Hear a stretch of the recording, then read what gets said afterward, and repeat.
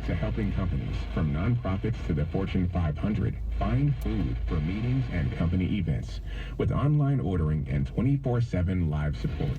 Learn more at easycater.com.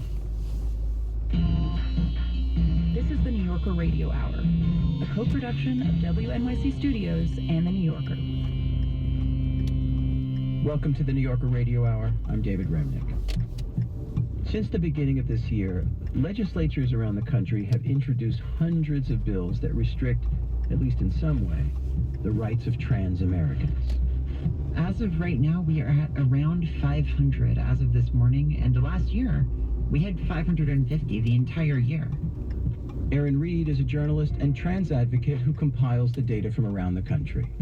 And in fact, last year, that 550 number, that was twice as many as the year before.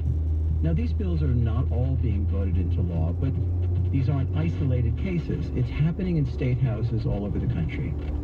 On the program today, I'll be speaking with Judith Butler, one of the most influential thinkers on this subject, about what's motivating the attack on trans and LGBT rights.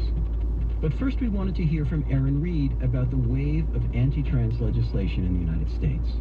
And she talked with producer Jeffrey Masters.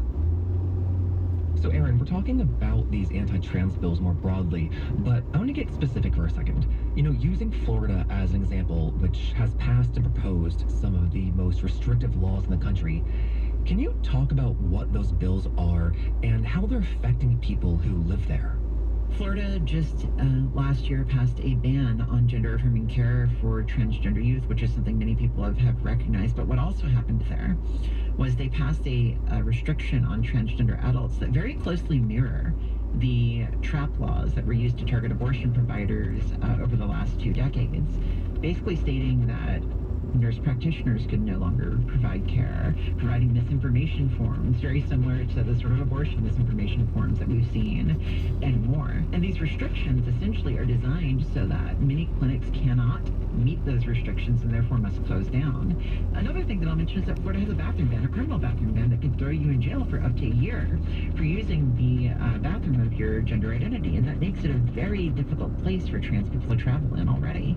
How's something like a bathroom ban enforced, if at all?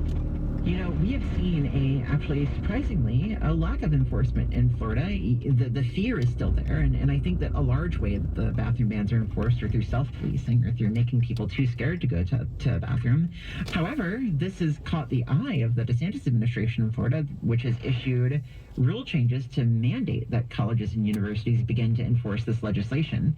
They don't tell them how to. Like, you know, how do you do it? Do you require everybody to carry a birth certificate? Do you card people as they go into the bathroom?